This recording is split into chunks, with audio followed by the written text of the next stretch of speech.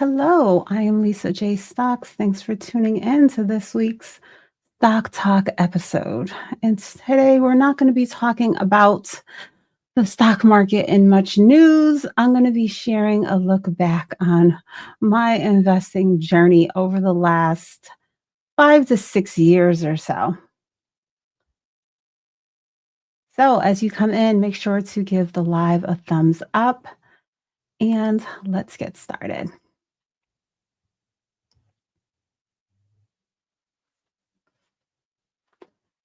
So, we're going to talk about things that I would have done differently, things that I could have gotten on board with more quickly when it comes to my investing journey. And after I finish going through my topic, guys, feel free to leave some uh, comments and questions, and I will take a break at the end and go through them.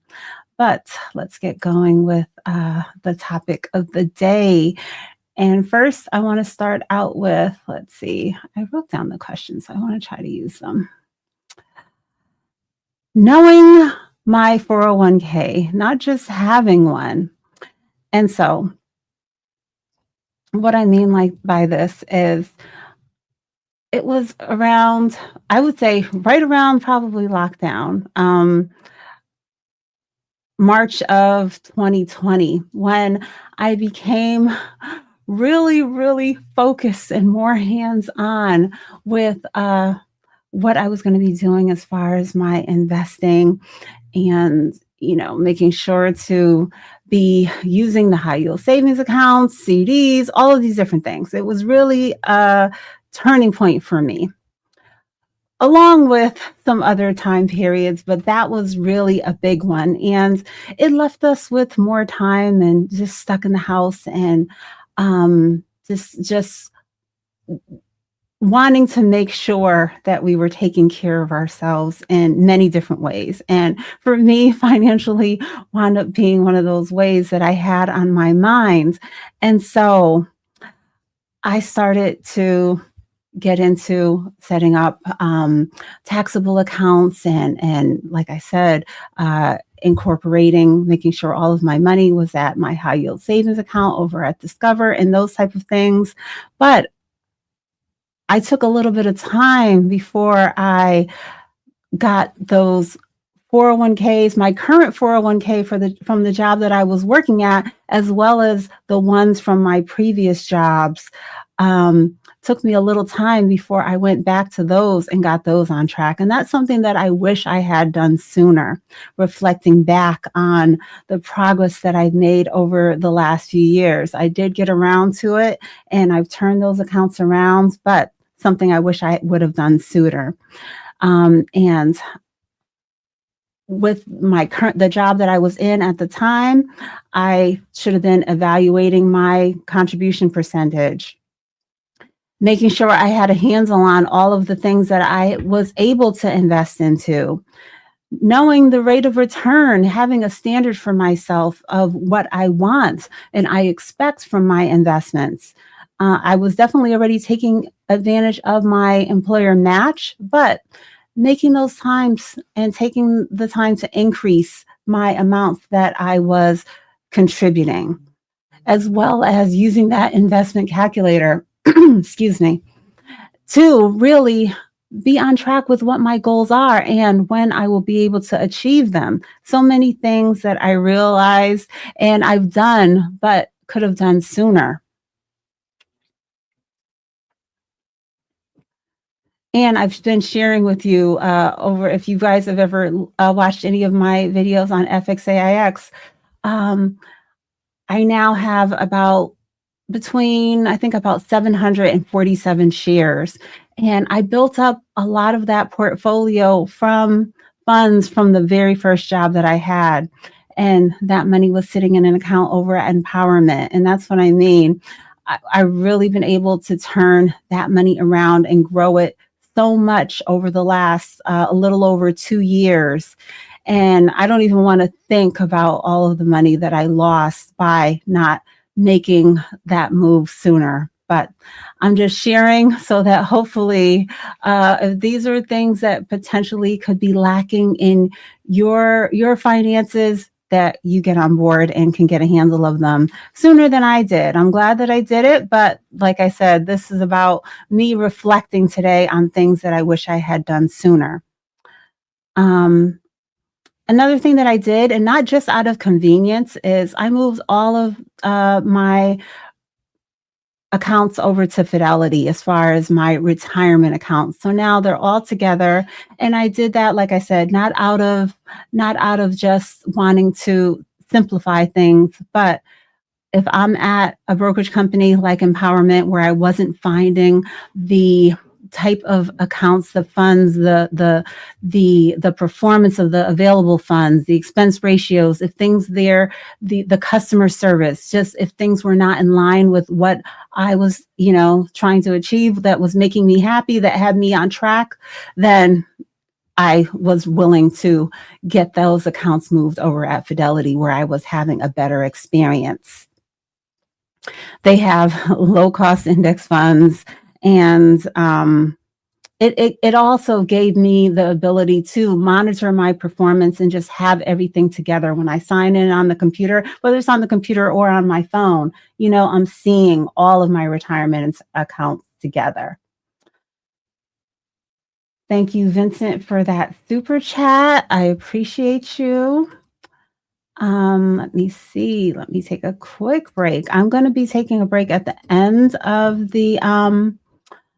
the show for questions and comments, but please feel free to drop them in the chat. Thank you so much. We do greatly appreciate it. Now on to number 2. Let me go. I set up my questions. All right. Thank you, Elevated. I think you might be in the chat right now. I am on vertical, but I'm trying to use the method of putting up my talking points today.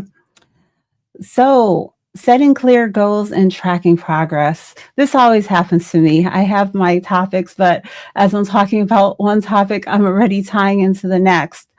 But using that investment calculator and really knowing, getting in touch with Fidelity, giving them my expenses, what I anticipate I'll want, or, what I'm striving to achieve in retirement. And so I have a clear goal on what I'm trying to build up these portfolios to. And then using that investment calculator to know at a reasonable rate of return, even if you just use 10%, over the next 10 years or so, where I'm going to be. This is something that I was doing. I had done. I even had my millionaire plan saved in my favorites and my photos, but just continuing to do it on a regular basis, on a quarterly basis, taking a look at all of my accounts, putting that amount in the investment calculator and seeing the progress that I am making. Is really what I'm trying to touch on. So I wasn't putting enough effort in my personal evaluation of myself into setting those goals, keeping a track of my progress.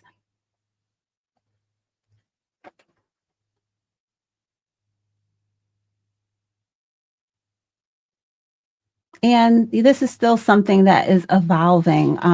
Just on September the 19th of this year, I made some changes to one of my retirement accounts that it's from, I would say, my second major job that I had, which I was not upset with the performance. I had been checking on it. I was okay with it, but I made some adjustments to see if it could do better. And so I think I've gotten that turned around, and I might do a video on the update of, what I've achieved in that short amount of time from just September the 19th. It's only October the 26th, but just having your eyes open and paying more attention and putting more effort into these things. And next up, let's see, another thing. So guys, today's topic, I'm talking about things that I wish I had done sooner when it comes to my investing journey over the last few years.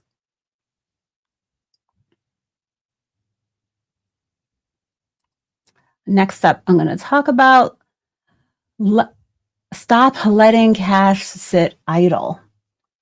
And so, yeah, I was slow. Some of the money, my daughter's accounts especially, even after I had made the decision that I was going to have taxable accounts, regular accounts that I'm building at Moomoo and on Webull, for example, in addition to those strictly retirement accounts that I have over at Fidelity, the ones that you cannot tap into until, 59 and a half without penalty, the ones that you're potentially going to let sit and build until you are 67, 70 years old.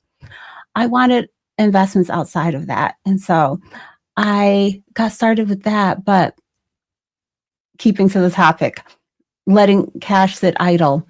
I was a little slower on getting my daughter's account set up. I really wanted to make sure, of course, I'm about making money. So I didn't want to make any mistakes when it came to building my own portfolios and being more hands-on with my own money. But when it came to my daughter's accounts, I was going to be even more conservative and worried and want to make sure that I'm doing my best not to let her money be losing or not turn out the way that obviously I was on track to do. And so finally, I set up her a UTMA account.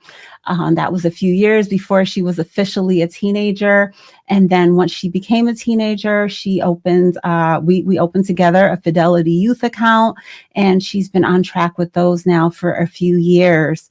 But I had her money sitting at Bank of America. I had to do the same things I was doing for myself. I had to get her shifted from Bank of America over to Discover, and then from Discover over to Fidelity and get that money invested. And now I'm thrilled with how her portfolio has grown over the last few years. Um, her poorest performing investment is Home Depot, and even that one is up about, I would say, about 35% off the top of my head. Her ETFs doing well; they're up over 50%. Her Tesla stock, it's doing better than mine. Last time I looked, when my Tesla stock is up, say 105, her Tesla stock is probably up 125%.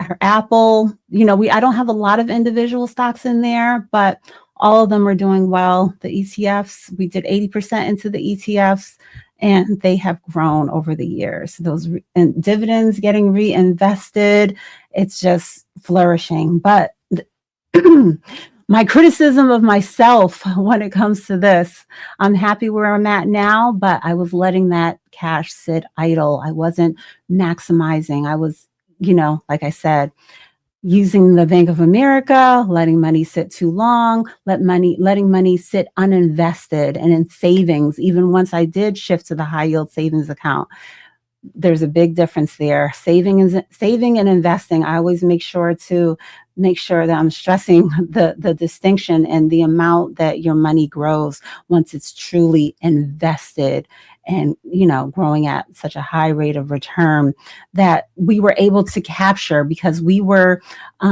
invested through a significantly down year, and then back throughout 2023 and 24 once the market began to thrive again. So let's see. Next up, I'm going to talk about simplifying my portfolio. Now, I was already on this. I had the plan when it got to my daughter's account where I said, she has 80% into funds, like a fund that tracks the S&P 500, as well as others, but stable, diversified funds as 80% of her portfolio, and then 20 into individual stocks. When I got started with my own investing outside of that 401k, I was dabbling and not even having a clear picture of what is investing and what is trading. And so I added some things into my portfolio that I didn't know that you have to watch certain things very closely, that you should have a stop loss on, that maybe potentially those were things that I didn't even need to add to my portfolio because they were too volatile, too speculative. Just they had no proven financials for me to really think that they needed to be a part of my portfolio. But anyways, I made some good choices too. At one point, my portfolio was over 50% Apple stock, and I did not go wrong with that.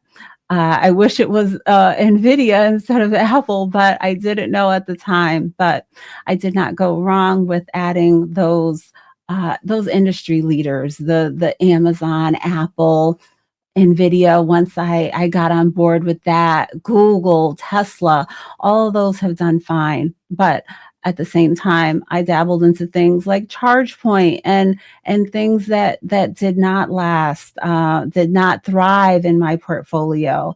I was looking for those penny stocks and just different things that I didn't need to, as a beginner, incorporate into my portfolio and think that I was investing, because basically I was trading and not setting myself up for success, because I thought that just I didn't have a clear picture of what my goals were. But now I do, and looking back, there are quite a few things that never needed to be a part of my portfolio. I could have just stuck to um, adding some more VOO, adding some more, Google, Microsoft, even Meta, Netflix, those big names that have thrived over the last few years.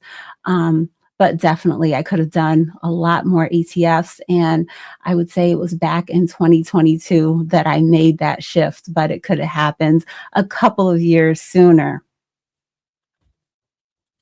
And now I think I have a clear picture and a plan for why every investment is in my portfolio.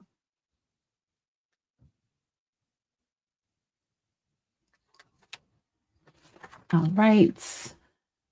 And yes, I have a clear vision and a clear understanding of a trade and an investment. And I still do add investments into my portfolio that are basically a trade, but I'm doing it with the full knowledge, with my stop loss on, trailing up my stop loss in order to make sure that if it does drop down, that I am able to reap the rewards that I am aiming for, that sheer appreciation.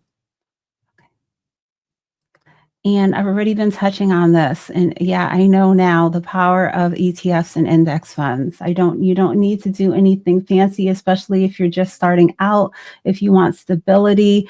And it doesn't have to be right now. I've been incorporating more aggressive, ETFs that are more targeted, not just the, more basic vanilla, foundation of a VTI that's just the total US stock market. I'm incorporating things like SPMO, for example, that is a momentum ETF that has more volatility, but also has more growth potential.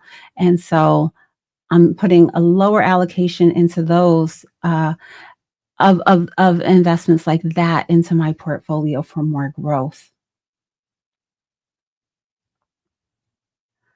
And okay, I think I'm almost to my last point, and then I'm going to start taking a look at the chat. Thank you guys for chatting. Thank you for the mods out there working and chatting with everyone. Okay, so using fractional shares to build. And this is another one that at first it took me a little bit, but I think I came around pretty quickly when it came to this one, because there are quite a few investments that I started investing into years ago before they had a stock split, and it really, it helped me to start building up my positions and not wait, or potentially if they didn't have a stock split, never have them as a part of my portfolio. And I'm gonna name a few. But I just turned over my piece of paper. I have my notes written on, and I see there's something that I want to touch on. But okay, so I'm going to give you a few examples. When I first started investing into Google years ago, it was $2,900 a share. Then we had the stock split. It came down to about $100. Tesla was about $1,000. It came down 300, and it came down a lot more than that after the stock split. Same thing with Amazon, $3,300. It came down to about 120 after the stock split. When I first started investing into NVIDIA, it was $500 a share, and NVIDIA shot up to $1,000, and then had a stock split, came down to about $130. And so those are, and of course, Bitcoin was tens of thousands of dollars when I got started investing. And so at first I was not investing into things that I couldn't buy a full share. I wasn't totally embracing dollar cost averaging. It doesn't matter. It does not matter whether you get to one share through 25 small investments or in one shot. I don't want anyone to think that they can't invest. They don't have enough money. When it comes to my daughter's portfolio, I don't have any of her share sizes written down, but what I did was, as I was taking her savings, moving it over to Fidelity to get it invested, I'm not a person that jumps all in and invests in one shot. So what I was doing was dollar cost averaging. But when you have larger amounts of money that you have to deploy, it's not going to be a small $10, $15 a day. So with her portfolio, I think I was building it at first $100 per investment, a few times a week or maybe every day at first, in order to, get her money out there. But it's just not in me to just invest in one shot. I want to give myself a chance to see if there are some more red days, but at the same time, stay consistent and do a minimum. So, and I would have her sometimes, it would be hard to catch her, especially with trying to do fractional shares. You have to do it when the market is open. Sometimes it would be hard to catch her when she got out of school, but I was having her sit with me and not just doing it all for her, because I wanted to make sure that she had an understanding of how to go in there and do her investments. So when we had $100, we would do 80 into her funds, and then 10 fives into her individual stocks. But on Fidelity, you can invest as little as $1. So when it came to those months, when we only had $25 to invest, then it was only going to be $20 into her index funds, and then $2.50, $1.25 into her individual stocks. But she has a full understanding of, you don't need a lot of money to invest, because finally, once her mother had a full understanding and willingness to invest even those small amounts, it all builds up, and it doesn't matter, just like I had a professor that once told me, because it took me throughout most of my 20s in order to accomplish my college degree. It doesn't matter how long it takes. Some people are going to get it done in, 3.5 years, 4 years, 4.5, but some others, it's going to take 8 years, for example. But that's not what matters. It matters obtaining that degree. So don't think that you have to go about investing and be overwhelmed and think that, focus on the percentage gain that you are going to achieve by being invested, not how long it takes. And okay, let's see. Thank you guys for chatting. I can see there's 107 comments because I've been off of my comments tab a little bit. And let me go back up to the top. All right. I'm going to be taking a break, but one thing I wanted to touch on with the ETFs and index funds. I'm a person, I like to keep my portfolio. Well, let me start with this. I like to build up my positions. I don't want to have just a quarter of a share of this and one share of this. I like to make a decision on what I'm going to build up and have a more significant amount in my portfolio. And, my budget is my budget. When I say significant, it might be 25 shares of Amazon and 20 shares of Tesla. But by focusing on those particular stocks that I want to have exposure to, those individual stocks, and then incorporating those ETFs, it makes it easier for me. I have interests. I have NVIDIA and I have Taiwan Semi in my portfolios. I have NVIDIA in 2 of my portfolios, and I have Taiwan Semi in 1. But I don't have AMD and Intel and Broadcom, Oracle, and Palantir. I do not hold any of those positions. So I can choose an ETF to get exposure more to that area, because it would just be too much for me to try to build up a position into all of them. Maybe I'll incorporate maybe one more, but that's my personal choice. And I had this written down probably for the segment where I was talking about simplifying my portfolio. And the, same thing goes on with other sectors where I have an interest in. I have Amazon in my portfolio. I don't have Walmart. I don't have Costco.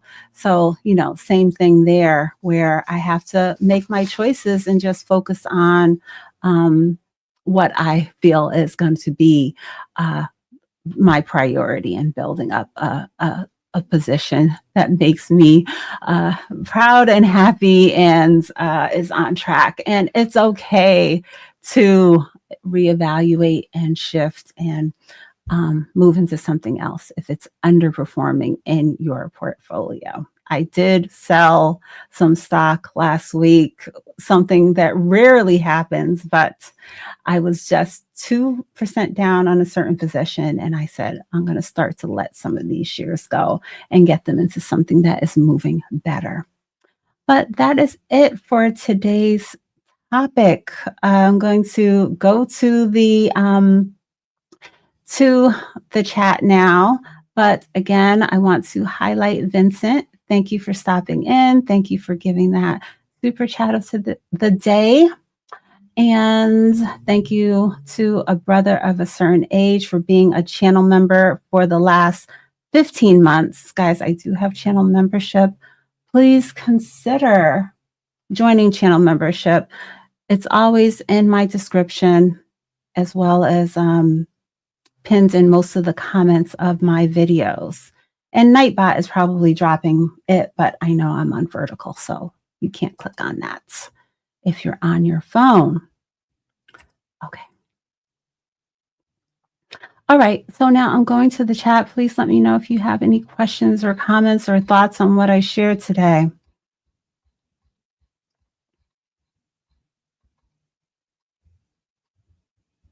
Nora from this morning. Bye. All right, let's go. Let me start from the bottom, I guess. Lisa, what did I sell? I think I might do a video on that, the one. I'll talk about it next week, or you have to check out the video during the week, okay? But I will let you know, but not right now. Okay, Nightbot, right on time. Become a channel member.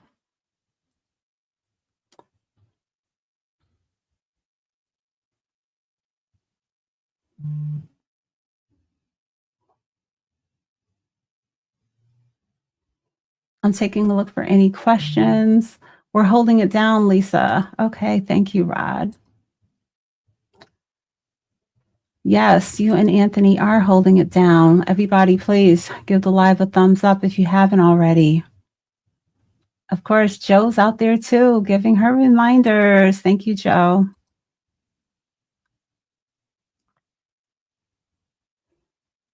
I'm looking for Wingo. When was Wingo chatting? Oh, what's worth the DCAing right now, AMD or Google? I think they're both worth it. This is where those things come in where I get torn and I'm like, yeah, I need to rely on those ETFs. But Google is one that I think Google might be the second best performing investment that I have in my growth portfolio behind Tesla right now. Actually, I think my Google's up about 100%. But AMD, another one that I wouldn't mind having exposure to. But I've been focused on, like I said, NVIDIA and Taiwan Semi.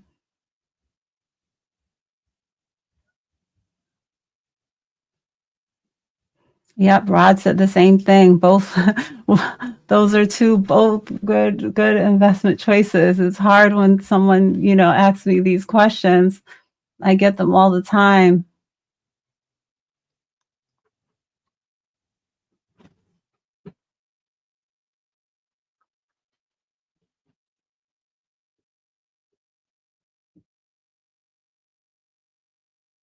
So sure don't. I tell people all the time, build $5,000 into an ETF and figure out the stocks in the meantime. Exactly.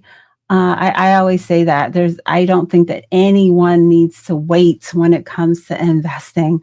While you're trying to figure it out, invest into the S&P 500, invest into the total stock market.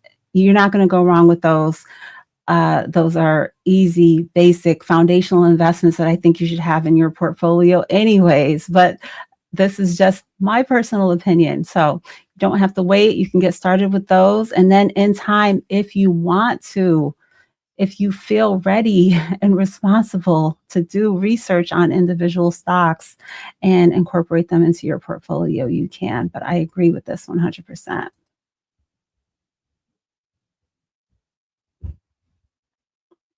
Trenton, what was Trenton chatting about? Let's see. If I could change one thing, I would have continued to focus on one core investment like you've done with FXAX and VCI, Lisa. Okay. Rod, I would love to see Rod's entire portfolio. I'm not going to lie. I cannot, watching your videos, I can't get a handle on where everything really is at. I had Webull, but I liquidated it to add to, you had Webull stock, but I liquidated it to add to my AMD, Apple, and Google. Okay. I have a small bit of Webull stock, I believe. I don't have any Robinhood, but I think I have a little bit of Webull. But yeah, that's one of those ones, kind of trade status there. But thankfully, those stocks that I've added recently, like I would say in 2025,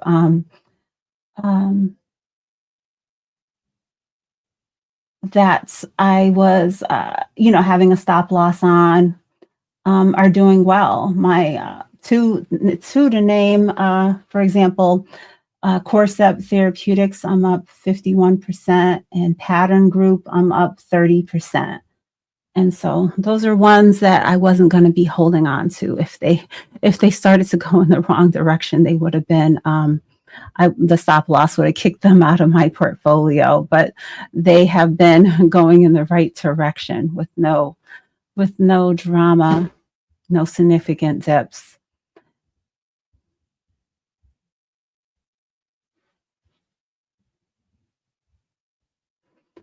Okay, let me see.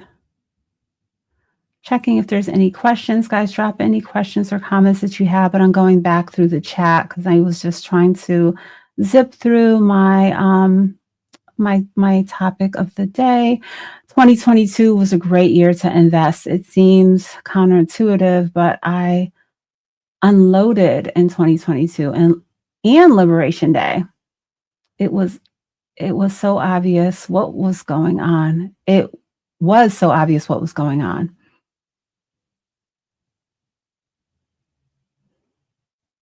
Clutch, are you still here? Why were you unloading around Liberation Day, if I'm reading this correctly? I'm a little confused.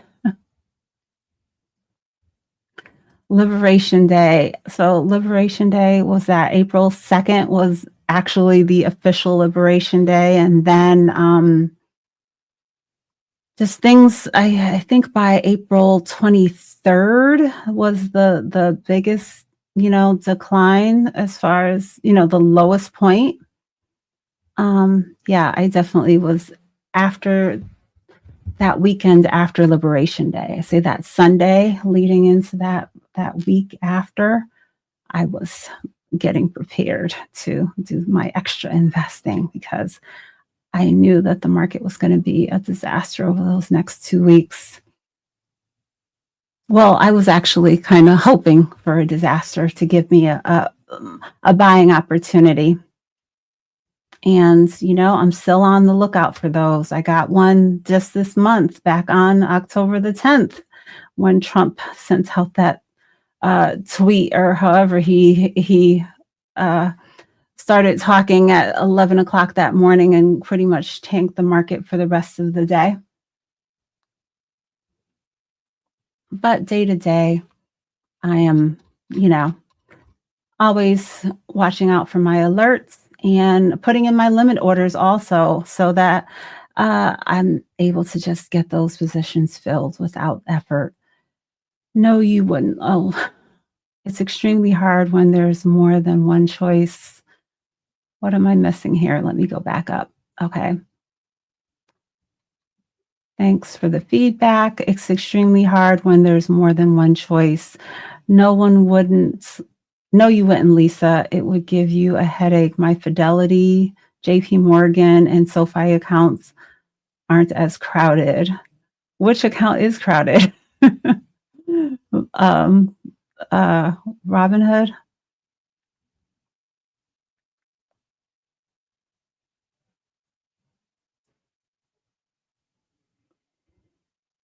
Okay, let's see. Joe was saying you're surprised I sold something. Joe, sometimes, every once in a while, like when I came to my senses on that on my JetBlue stock.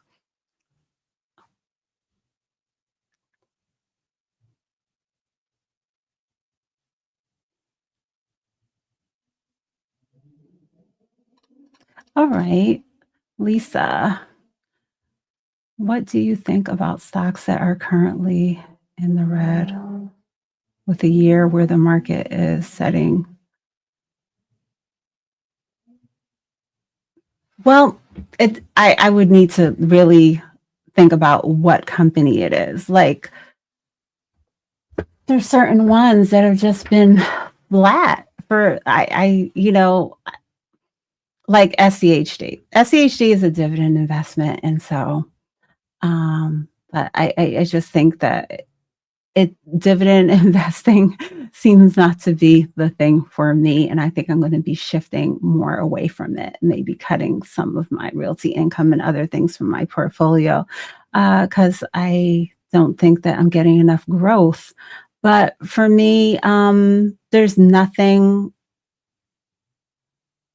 in my portfolio that's not my like if something has not been in my portfolio for 5 years, I'm zooming out. I'm going onto the charts. If I'm in between that range, say I've been investing into it for 3 years or so. If I look out on the 5 year on it, I want it to be at least 100% growth. You click on AMD or NVIDIA, it's much more significant than that.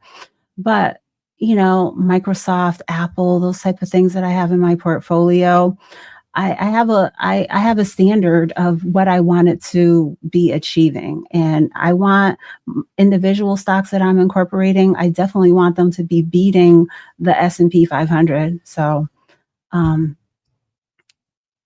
I don't, I understand wanting to have a mix, diversify your portfolio. You might want to have energy and healthcare and different things, but if it's read on a year, that's just not for me to continue holding long term. I do have some dividend paying investments that are pretty flat, like Realty Income and SCHD, for example, but their focus is dividends, and at least I'm getting a steady dividend right now, so I'm still holding. But if they don't have a significant dividend and they're red or flat, yeah, it's not for me. There's many more. There's just so many quality companies that are thriving right now.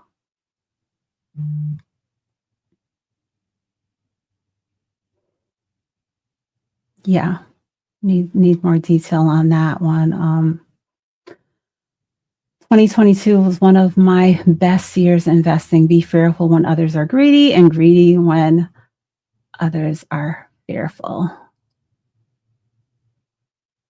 Okay, bullseye, Lisa. That's what I was thinking. Yeah, we need to look at the actual company. What do you think? Hey, Lisa, what do you think? Let's see.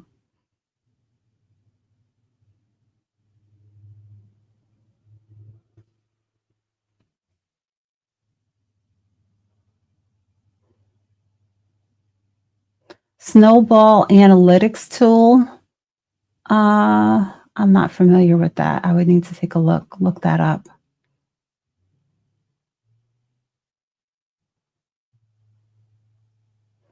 Lisa is seeing the light. I dumped 80% of my SCHD and 90% of O earlier this year. So glad I did. I got beat up in the comments of my videos, but a lot of others followed suit. Yes. Yeah, my patience is running, is running out when it's coming to certain investments in my portfolio. There's no reason for this. Okay. So I need to look up this. I'm not sure what this snowball analytics tool is.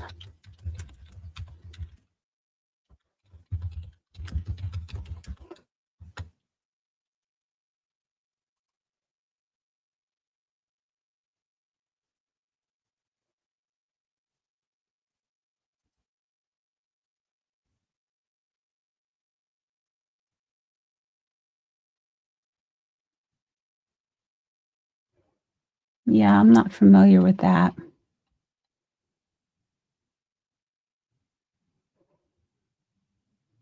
Hello, Rhonda. Yes, we are live. Do you have a question or comments? Please drop it now. And catch the replay. Drop any questions, comments, or anything that you would like me to cover in future lives or videos. But I will make sure that I answer the question as to what I sold last week. I don't think anyone is going to be surprised by it. One more question. Eddie, I'm not going to highlight your question. Why do you want to know? I always joke and I say, if you figure out the answer to that question, don't come over here with it, okay? Okay. So just FYI, it seems to get a lot of reviews and has multiple tiers, including a free one. I probably will not be incorporating any new is it for investing, or is it just for like tracking and research? Or it seems like it's actually, yeah, I probably will not be incorporating any new investment portfolios. I have enough. I've eliminated my M1 Finance a while back once they had some fees and limitations for accounts under 10,000, because I really never used that account. It was, I think I had $400 over there because I hadn't used it at all. And then my focus and my comfort has been with in my growth portfolio as well as my options trading. I do that on Webull. And then my VTI, just my daily $10 a day. I've been doing that over on Public since 2022. And then my primarily my dividend portfolio is what I have over at Moomoo. And so that's where the SCHD and the Realty Income, SPHD, my Main Street Capital, those type of investments are primarily on my account at Moomoo. But outside of that, and then everything, I have all the retirement accounts, my business accounts, my retirement accounts, my daughter's accounts, all of those are at Fidelity. So that's enough for me. I don't anticipate opening any other accounts. I have a Robinhood, I have the Robinhood app on my phone, but I only go into it for research. It doesn't have a dollar on it. It doesn't have any investments. I didn't use a friend's link to even open it up because I knew I wasn't going to put any money on it. It's just strictly for research. And so I don't think I will ever be opening an account outside of those particular places that I mentioned. I think Webull is really stepping up their functionality, and I think they're going to be having that you can have multiple accounts if they don't already on the within your same account, that you can have different accounts broken out in there. And so that would be helpful so that you don't have to have your trades mixed with your growth stocks and things like that. So give more clarity to the growth, because it is, sometimes you don't want to have certain things kind of dragging down your portfolio mentally and just for tracking purposes.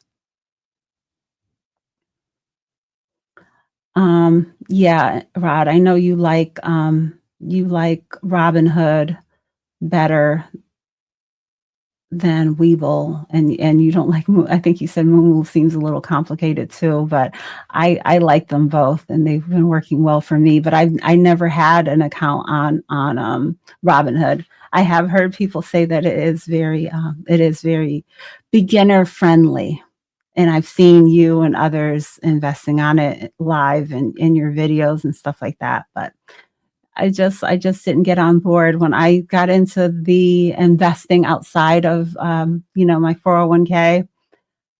I would say Webull is the one that really resonated with me, and I've been enjoying so far since day one. But Moomoo is definitely number two.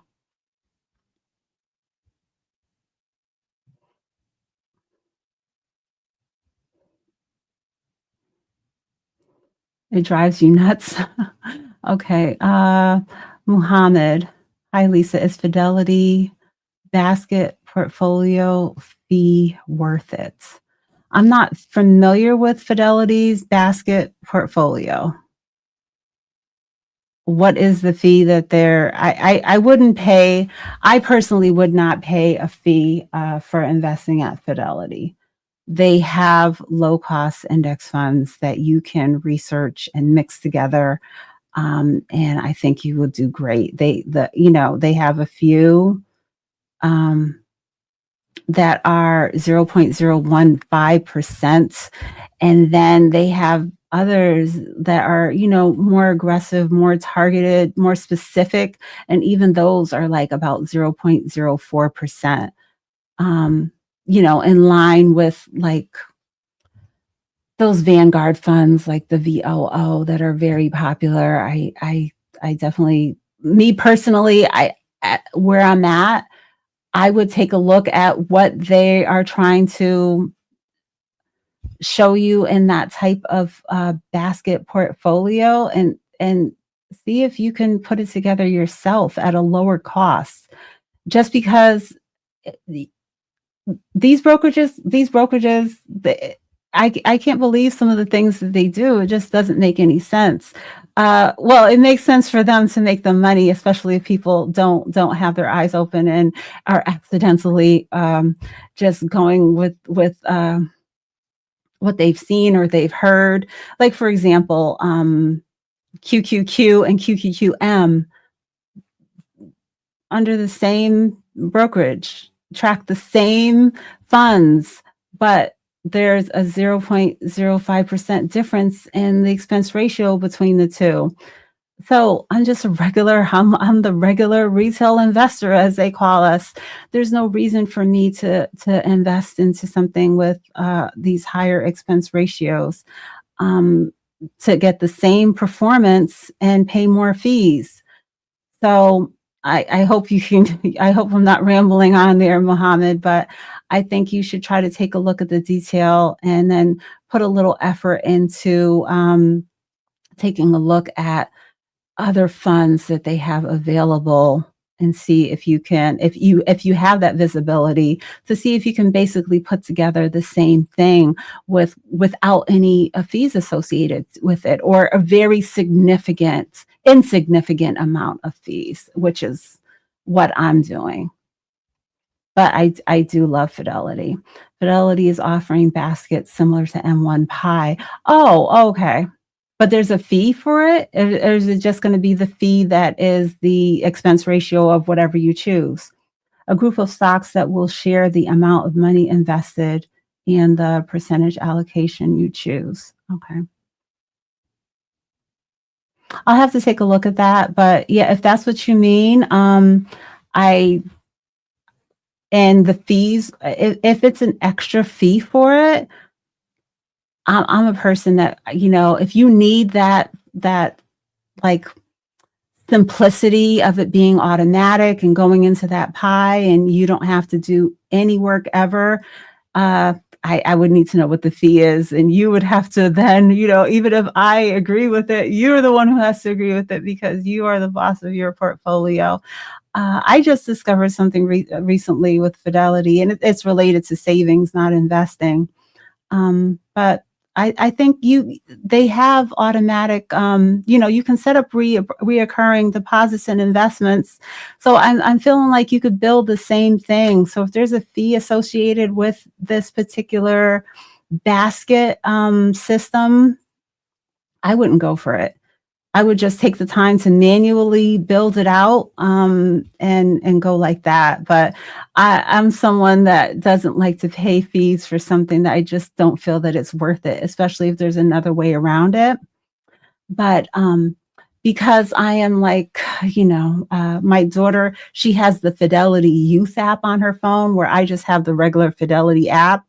And when she showed me through what she sees through her app is different than what I was seeing. And what we recently discovered, what she discovered and shared with me, and I looked it up, I might share some more detail on this another day, is that her savings account can automatically be broken up into 5 buckets. And so when money hits her account, she can just set up the percentages of how it splits out.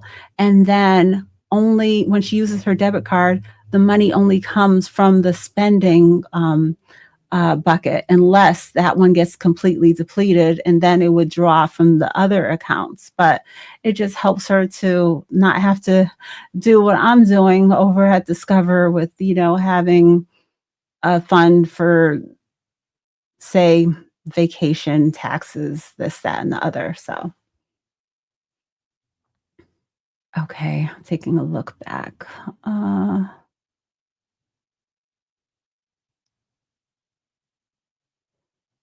trying to get my granddaughter's account set up. Oh, that's great.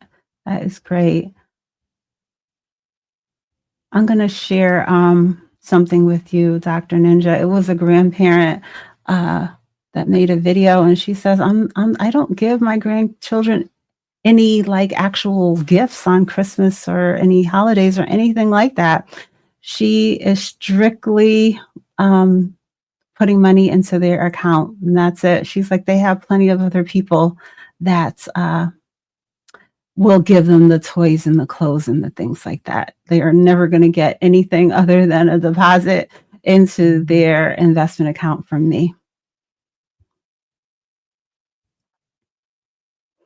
Yes, bucket saving is amazing. I didn't know Fidelity has that. I mainly use Ally. Oh, uh, they have it for kids. I don't think that they have it on the adults accounts. If they do, I didn't figure it out, but they might. But they have it on my daughter's Fidelity Youth account. My son tried Robinhood, but it was too gamey for gamified. Yeah. I I've heard people say that about these investment different platforms, and I understand what they're saying. I take my investing seriously. This is real money, and so whether it's for trading or investing, I don't have that feeling when it comes to what I'm doing uh, on Webull or any of these different platforms. But I think they do try to give it an element of fun and just the things that we're used to, like we're just used to being on Facebook and different places where there's like different feeds and chats and things like that. So they do incorporate things like that. But I think they're just doing it for engagement. But any platform that I'm using, that I am putting my hard-earned money on, that I'm building up significant positions, I take it seriously. I give cash to my nephew and niece for their birthdays to be saved for college. Now, Vincent, I hope you're connecting with the parents and in some way, hopefully, if they're willing to share with you, in order to if they're not knowledgeable, just giving a check to see if they are on track with doing their best with their investment choices and keeping that money invested and growing. Because a lot of mistakes can be made along the way, but that is really beautiful. I like that, and I think that between aunts and uncles and cousins and godparents and grandparents, that it's great if someone in the mix could just take on that or even if you rotate, if you don't want to be the boring family member that they don't ever really see anything tangible, the toys, the video game, or the whatever coming in the package. Um, but if you guys can find a way for there to be someone that always does the birthday, the Christmas, or whatever holiday or milestone you want to use as a marker in order to make those deposits into the children's investment account, 529 plan, whatever it is that you're using to build for their future.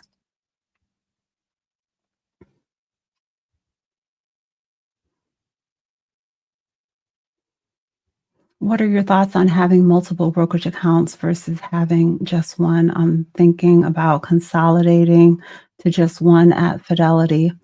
Uh, I have multiple at Fidelity. If that's your preference, the only reason I have multiple accounts is because I like seeing and I like knowing where each account, started from. So as I've had different jobs and I've been laid off and I then had to take control of those 401ks, I have not mixed those into I haven't mixed those accounts. And when I look at them, it lets me know this is job number one, this is job number two. And I just happen to like it split out, and I can see as I make changes and I get those portfolios turned around if needed, or if I make changes to the allocations. And just knowing how many years I worked there and what the starting point is, I just like the separation of them.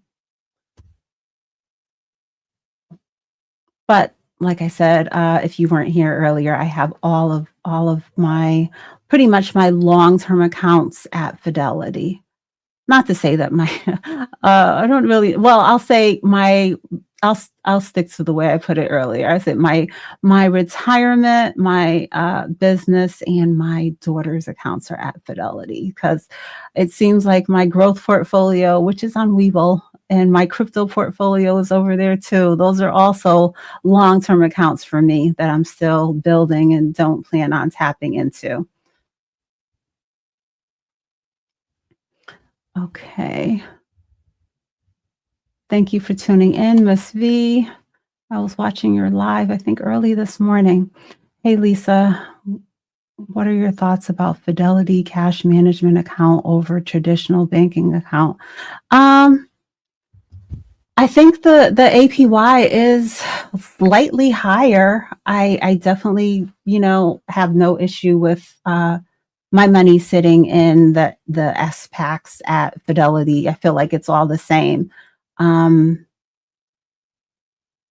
If it gives you the functionality that you need, if it's just savings and you're able to transfer it, I don't have like physical checks or anything for any of my accounts at Fidelity, but if you can work with it, it's pretty much the same to me. And like I said, off the top of my head, I think the APY might be slightly higher than what I'm getting at Discover or some of the other brokerages like Webull, for example. But they're all pretty close. But I think Fidelity's might be the highest, still closer to 4, not like 3.5 or so, like the others have been coming down to.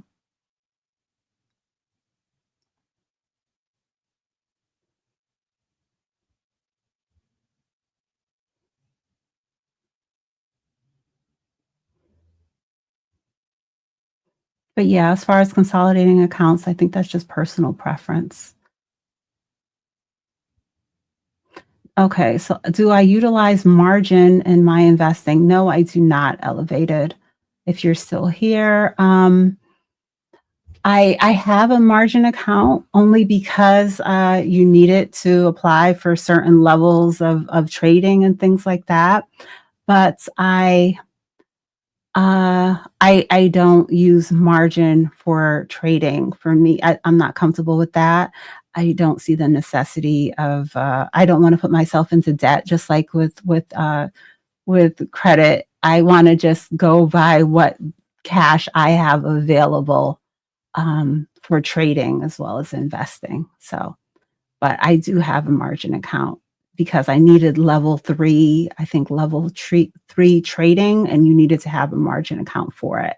But that's just so that I can do advanced types of trades if I'm interested in it. I just like to make sure that I'm prepared and have things available to me, kind of just in case. I want to be prepared to have the flexibility of doing things if I have the opportunity and interest in doing them. Just the same reason why I have a crypto.com and a Coinbase account because I don't want there to be potentially a crypto coin that I want to invest into, and it's not on a more mainstream. It's not mainstream enough to be over on Webull or Moomoo yet. So I want to make sure that I have things like that in place so that I don't miss out if there is something that I want to do. But I do not use margin for investing or trading.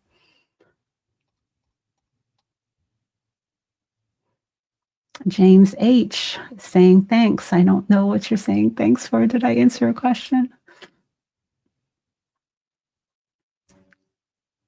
Oh, yes. Cash management. Okay. Good afternoon. Would you consider the Robinhood Roth IRA 3% match for low income individuals, even though it's locked? What's locked for 5 years? You don't get the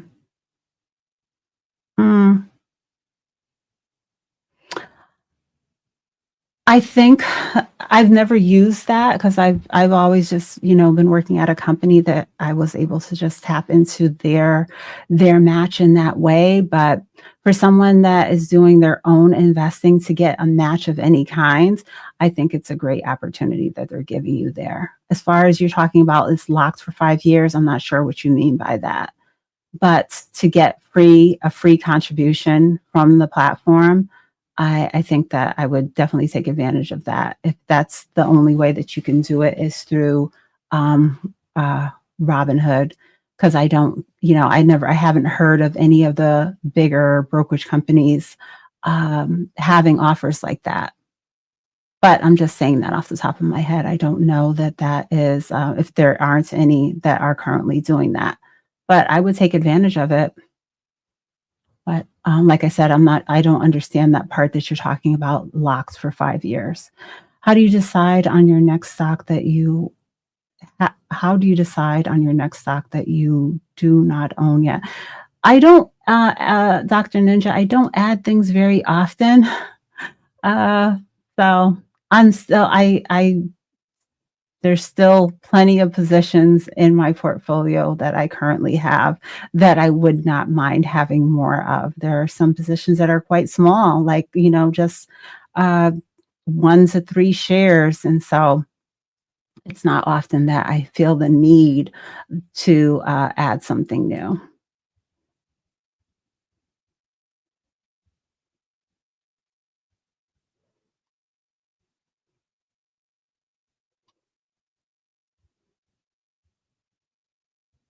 All right. I don't see any more questions coming in. Let me see. Muhammad, thank you for answering my question. I currently hold these funds in my Roth IRA, FXAX, SCHG, yes. And I'm looking to start my brokerage account next month with these funds, VTI. Muhammad, I like what you're sharing here. These are all good set it and forget it type of funds, in my opinion. And you look like you're on track to find ones that have low expense ratios and give you you're diversified here. I see you have the VXUX. You're going over to, you're doing the most basic, the total US stock market, a little bit aggressive with the SPMO, getting the extra tech exposure with the QQQM. You seem like you have it all covered here. Guys, take a look at Muhammad's comment here. Let me take a look at the next comments. I'm going to follow your lead and build on my current positions. Yes. The basket portfolio is $4.99. $4.99 a month?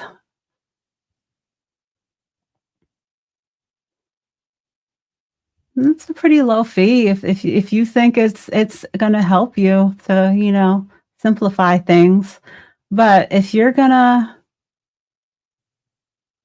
know how much you're gonna be adding into the account on a monthly basis, then you can just go in and manually set up the allocation. If you know that you're gonna deposit $400 a month, and then you can do your biweekly investments into all of the funds.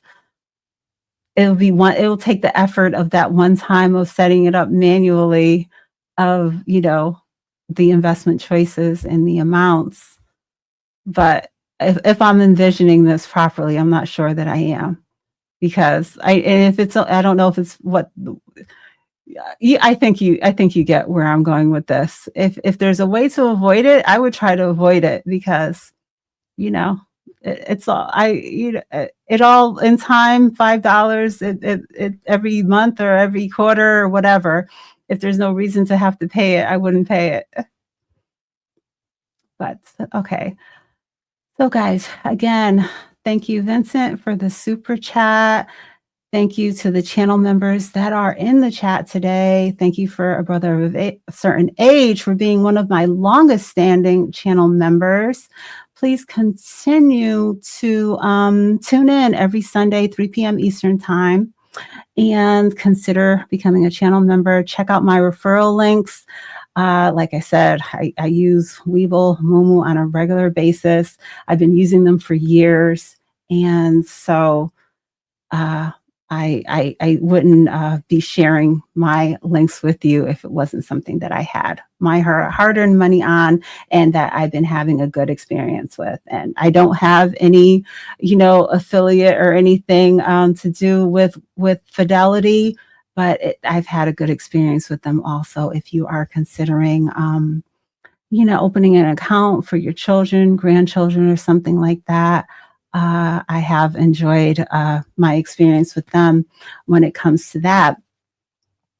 And I am also a Crown trader in Keenan Grace's Discord. And so I do have an affiliate link for that. If you are interested in joining the Discord, learning more about options trading and having exposure to all of the Crown traders within the Discord, in addition to what Keenan shares, you can take a look at my link for that and get some more information.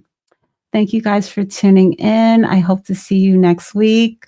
I didn't plan on giving that teaser as to what I sold, but I will share. If I don't share in a video, I will share next week as to what I finally decided to cut from my portfolio. And I will let you know what I did with the money that from that sale, because I've already redeployed it back into my portfolio. I'm not hanging on to any cash.